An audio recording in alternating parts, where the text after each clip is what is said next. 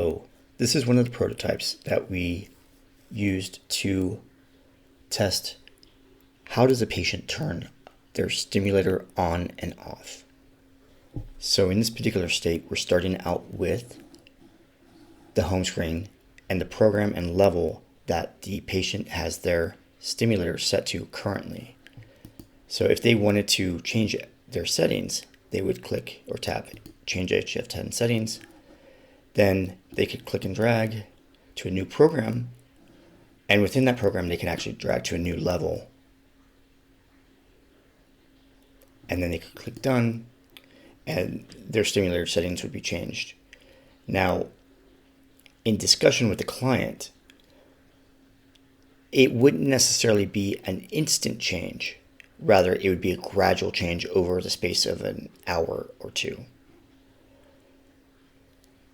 If they wanted to turn their stimulator off altogether, they, in this interaction model, would click the logo.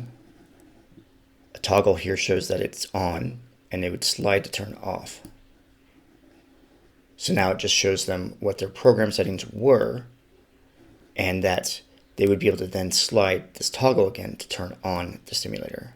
So if I turn on, or rather, if I turn on, changes to that on state. And then I would tap outside the logo or tap the logo to have this drawer go back up to the top. So again, slide to turn off, slide to turn on. Now, if they wanted to change their HF10 settings while the stimulator is off, they could. And it takes them to the screen, but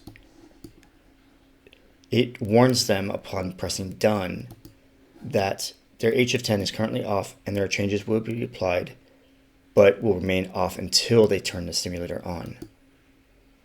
So going back to that again, also to connote that from a visual perspective that the stimulator is already off, this level indicator is kind of dimmed.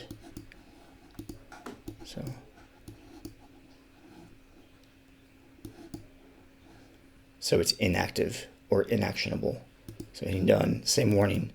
And then when I turn the stimulator back on, it would be set to those settings.